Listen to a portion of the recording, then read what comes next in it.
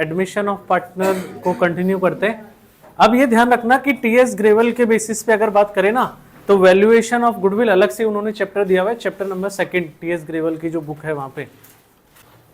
3rd chapter दिया हुआ है वहां पे कौन सा, change in profit sharing ratio, और 4th chapter admission.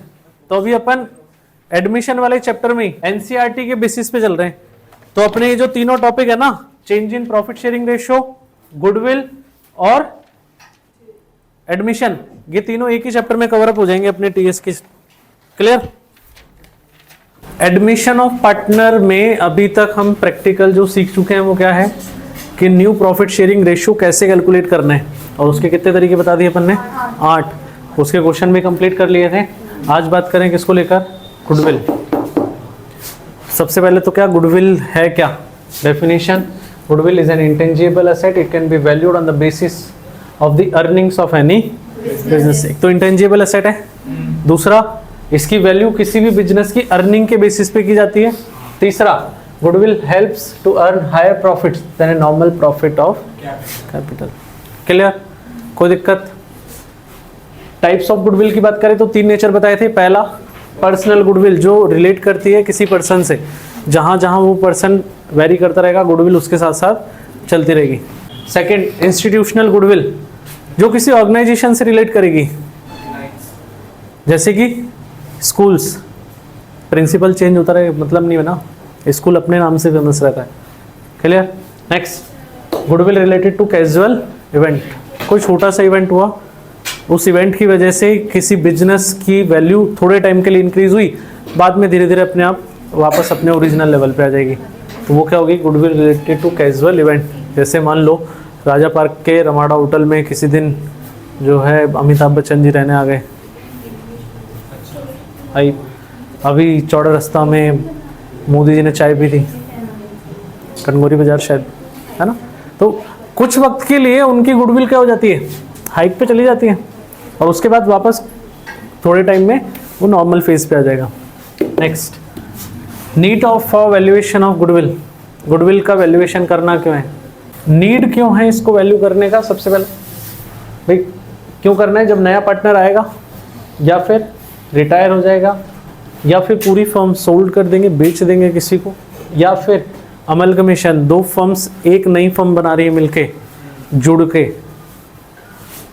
Due to change in existing profit sharing ratio, पुराने पार्टनर्स अपने प्रॉफिट शेयरिंग रेशियो में चेंज कर रहे हैं तो, और एक है conversion of firm into a company, अगर पार्टनरशिप फर्म को कंपनी फॉर्म कर रहे हैं तो भी किसकी जरूरत है, गुडविल वैल्यूएशन की। क्लियर? इसके बाद बात की थी अपन ने क्या, वैल्यूएशन गुडविल की बात करें तो बुक्स के बेसिस पे बात करें तो वहां पे कितने मेथड है, पहला एवरेज मेथड, दूसरा सुपर प्रॉफिट, तीसरा कैपिटलाइजेशन, चौथा हिडन गुडविल, और 5वां बेसिस ऑफ परचेज कंसिडरेशन। वो कहाँ पढ़ाया था मैंने, कंपनी और डिवेंचर्स में, याद है क्या कुछ? हाँ। तो यहाँ पे अपन ने अभी कौन कौन से लिए, पहला एवरेज प्रॉफिट, दूसरा सुपर प्रॉफिट, तीसरा है परचेज कंसिडरेशन और अदर बेसिस। पहली बात करें एवरेज प्रॉफिट मेथड की। अब एवरेज प्रॉफिट में भी 2 चीजें थी अपने पास, एक नॉर्मल और एक वेटेड एवरेज प्रॉफिट मेथड। सबसे पहले बात करें ईयर परचेज मेथड की, तो गुडविल का वैल्यूएशन क्या होगा, average profit multiply by purchase year. और एवरेज प्रॉफिट कैसे निकालना था, total profit of related year divided by number of years. Clear?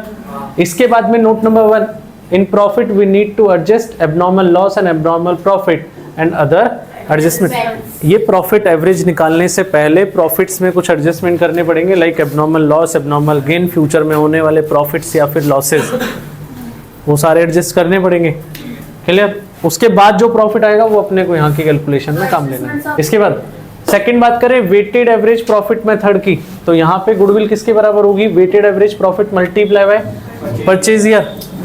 अब वेटेड एवरेज प्रॉफिट क्या होगा, sum of profit into weight divided by sum of weight. क्या है यहाँ पे, या तो क्वेश्चन में गिवन होंगे और गिवन नहीं है इसका मतलब काउंटिंग ले लेंगे। और वेटेड एवरेज प्रॉफिट को वहां अप्लाई करना है जहां पे या तो प्रॉफिट्स हमेशा इंक्रीज होते हुए दिख रहे हैं या फिर प्रॉफिट हमेशा डिक्रीज करते हुए दिख रहे हैं। लेकिन इसके लिए मैंने क्लियर तुमको ये कह रखा है, जब तक क्वेश्चन नहीं बोले स्पेसिफाइड कि वेटेड एवरेज लगाना है, तब तक वेटेड एवरेज मत लगा देना। अगर प्रॉफिट इंक्रीज हो रहा है और उसने बोला है सिर्फ एवरेज मेथड से निकालो, तो सिंपल एवरेज से निकालना भाई। क्लियर क्या? कोई दिक्कत? सुपर प्रॉफिट मेथड, तो सुपर प्रॉफिट मेथड में सबसे पहला है ईयर परचेज मेथड। इसमें गुडविल किसके बराबर होगी? Super profit into purchase. और सुपर प्रॉफिट कैसे निकलेगा? Average profit minus normal profit. Average profit अपन ने ऊपर वाले केस में देख ही लिया कैसे निकलने वाला है। इसके बाद बात करें नॉर्मल प्रॉफिट की, वो क्या होगा? Total capital multiply by normal rate of return. Clear? कोई दिक्कत? टोटल कैपिटल का मतलब यहाँ किससे? कैपिटल एम्प्लॉयड से। टोटल कैपिटल का मतलब यहाँ क्या है? Capital employed. हाँ, total assets minus total liabilities. और अगर कैपिटल अप्रोच से चल रहे हैं, ये तो हो गया एसेट अप्रोच से, ठीक है। और अगर कैपिटल अप्रोच से चलेंगे तो capital of all partner plus reserve and surplus minus fictitious asset. Clear? यहां पे ध्यान रखना, कैपिटल एम्प्लॉयड रेशियो वाला मत उठा लेना। वहां पे लॉन्ग टर्म लोन को इंक्लूड करते हैं, लेकिन यहां नहीं करना। दोनों के लिए कैपिटल एम्प्लॉयड अलग अलग है। इसके बाद बात करें कैपिटलाइजेशन मेथड की, तो कैपिटलाइजेशन मेथड में अभी देख रहे हैं सुपर प्रॉफिट का, तो यहाँ गुडविल आती है super profit upon normal rate of return multiply by 100। Clear?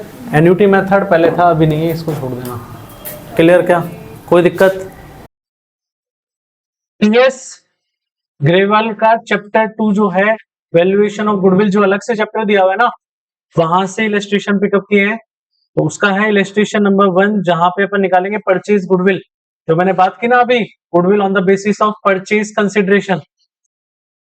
Question देख लो, इसमें गिवन है Amrit daily needs to cover the business of Shivam for net purchase consideration of 5 lakh. कितने रुपए में परचेज किया? 5 लाख में। Paid by cheque. The asset acquired and liabilities taken over are, assets क्या क्या एक्वायर किए? Furniture 10,000, inventory 7,50,000 and debtors 1,50,000। Liabilities में अपन ने एक्वायर किया है क्रेडिटर्स 5,20,000 का, सैलरीज पेबल 75,000 की, सैलरीज पेबल है 75,000 की, और आउटस्टैंडिंग एक्सपेंसेस है 15,000 के।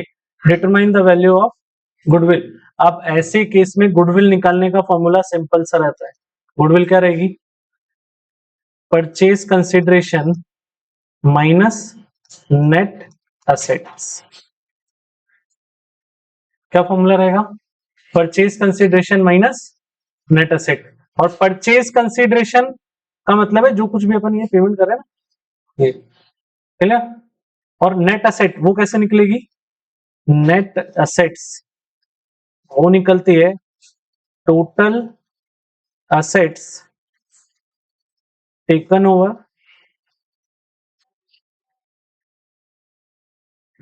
Total asset taken over minus total liabilities taken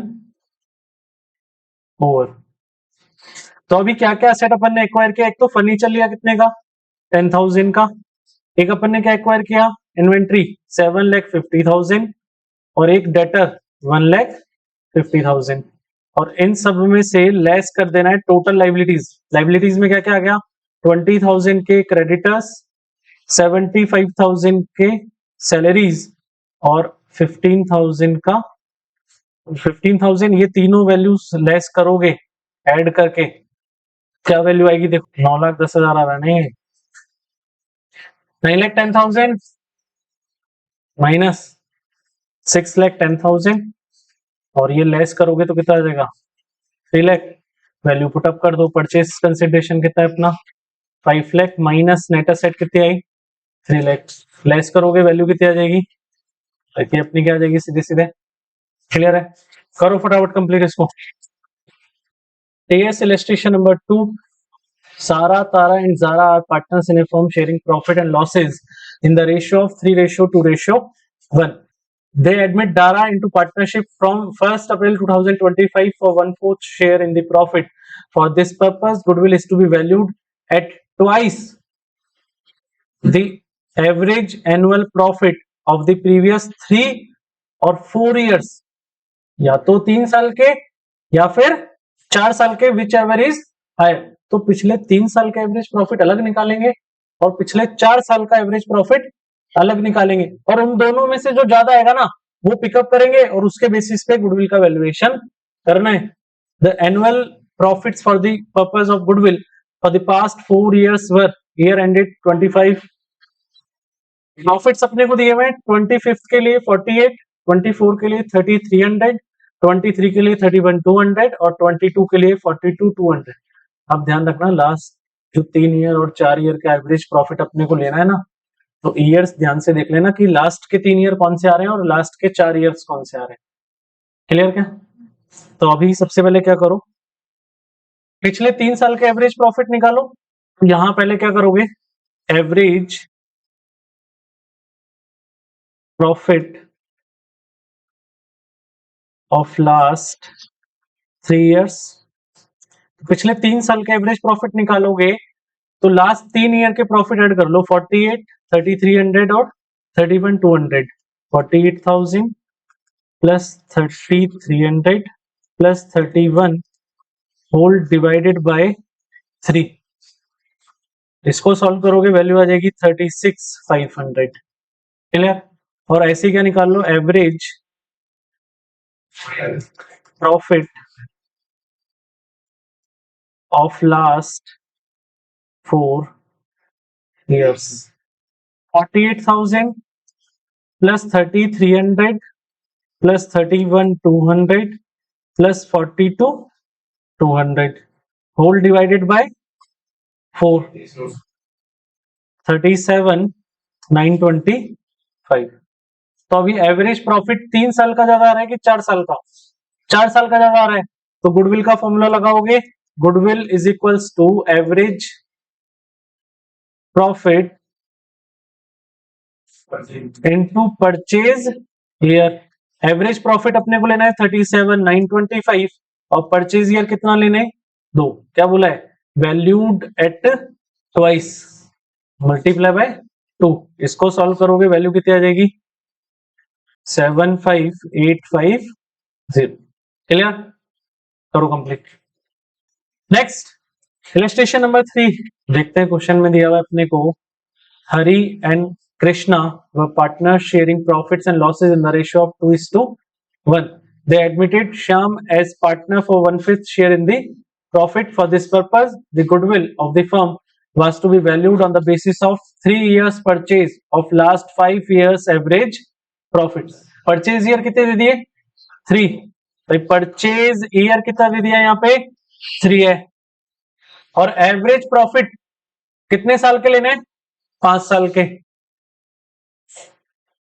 और पिछले 5 साल के प्रॉफिट अपने को दे दिए 50, 40, 75, 25,000 का लॉस और 50,000। और आगे बोला है calculate goodwill of the firm after adjusting the following. Profit of 2014-15 was calculated after charging 10,000 for abnormal loss of goods by fire। 2014-15 में लॉस हुआ था कितने का, 10,000 का। एबनॉर्मल लॉस है, वापस क्या करना पड़ेगा, ऐड, क्योंकि गुडविल निकालने के लिए हम जो प्रॉफिट लेंगे वो नॉर्मल प्रॉफिट लेने वाले हैं। नॉर्मल मतलब बिजनेस प्रॉफिट। तो नॉन बिजनेस एक्टिविटीज से जो प्रॉफिट या लॉस हो रहे हैं उनको अपने को कंसिडर करना नहीं होता। क्लियर? तो ये लॉस हुआ, अगर ये लॉस नहीं होता तो हमारा प्रॉफिट कितना होता, इसके लिए क्या करेंगे, इसको वापस ऐड कर देंगे। तो इसके लिए छोटी सी टेबल बनाओगे, एक टेबल हमेशा बनाओगे। सबसे पहले तो ईयर, फिर प्रॉफिट, फिर एडजस्टमेंट और फिर आ जाएगा एडजस्टेड प्रॉफिट। एडजस्टेड प्रॉफिट, ये 4 कॉलम प्रिपेयर करोगे हर बार। तो सबसे पहले ईयर की बात करें, 2013-14 में प्रॉफिट कितना है, 50,000 का। इसमें कोई एडजस्टमेंट है क्या, नहीं है, सीधा सीधा यही एडजस्टेड प्रॉफिट आ जाएगा। इसी तरीके से सेकेंड ईयर 14-15, इसी ईयर में अपना प्रॉफिट है कितना, 40,000 का, और इसमें एडजस्टमेंट है 10,000 का एबनॉर्मल लॉस है, वो वापस क्या कर दो, ऐड। तो वैल्यू कितनी आ जाएगी, 50,000। ऐसे ईयर आ जाएगा 15-16 का 75,000, कोई एडजस्टमेंट है नहीं, 75,000। 16-17 के लिए 25,000 का लॉस वो यहाँ आ जाएगा 25,000 का लॉस है, कोई एडजस्टमेंट नहीं है इसके लिए भी। और 18 के लिए 50,000, इसके लिए भी कोई वैल्यू है नहीं। इन सबको ऐड करोगे टोटल वैल्यू कितनी आ जाएगी, कितना आएगा, ये अपना टोटल प्रॉफिट आ गया। एवरेज निकाल लो, एवरेज प्रॉफिट आएगा, सम ऑफ प्रॉफिट कितना आ गया 2 lakh divided by number of year 5, इसको सॉल्व करोगे वैल्यू कितनी आ जाएगी 40,000। और गुडविल का फॉर्मूला लगा लो, goodwill is equals to average profit